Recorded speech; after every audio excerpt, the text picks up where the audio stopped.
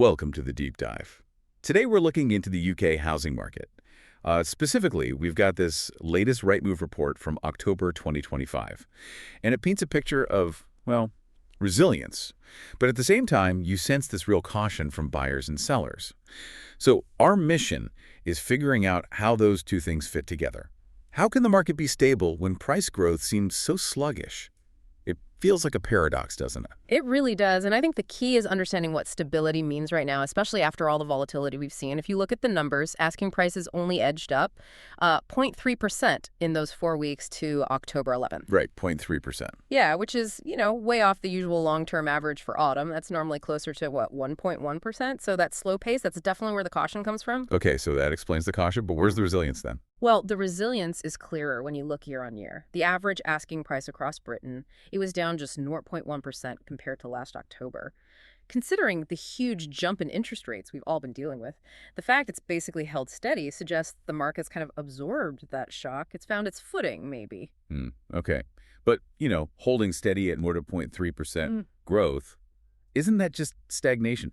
Are we maybe putting a bit too positive a spin on it by calling it resilience? That's a really fair point. And it's important to remember Rightmove tracks asking prices, right? That's seller sentiment. But if you look at other data, like completed sales from Halifax, they actually showed a 1.3% annual increase in September. Okay. So actual sales are up year on year. Exactly. Now, Halifax did note that was the weakest rise since April 2024, but still it's positive growth. So you've got seller intent holding firm and actual transactions still in positive territory, annually at least. That suggests this isn't a crisis. It's more like a healthy correction. Someone like property expert Colleen Babcock mentioned, we didn't get that usual autumn bounce. But she also confirms that demand, particularly for mid-range family homes, is still quite healthy. It seems to be the top end that's quieter. Right, that makes sense. A correction after the frenzy and then the rate shocks. So the market's found its floor. But if the data is showing stability, why this persistent feeling of caution you mentioned earlier? It feels like something external is looming, holding back that real optimism. I think you've hit the nail on the head. There's definitely an external factor, and it's the upcoming government budget. Finance Minister Rachel Reeves is set to deliver her first full budget on November 26th. Okay, so everyone's waiting to see what happens there. Precisely. The market's sort of paused, holding its breath. People are watching very closely for any announcements on housing policy. Things like stamp duty changes, maybe incentives for first-time buyers, support for building, anything that could really shift demand as we head into 2026. That uncertainty is driving the caution right now. So stability seems baked in from finding that new level, post-rate hikes. But any significant growth really hangs on what the government does next. Which brings up the regional question. Is this stability felt evenly across the UK? Because usually it's a very different picture depending on where you are. Yeah, absolutely. There's a clear regional divide emerging. London and the southeast, they're seeing much more cautious activity. Affordability is just so stretched there. Makes sense. But then you look outside the capital, places like the Midlands, Scotland, Northern England. Buyer interest there seems to remain pretty steady. And what's driving that difference? Is it just price? Price is a huge part of it, better value, but also hybrid working is still playing a big role. People aren't necessarily tied to commuting into London 5 days a week anymore.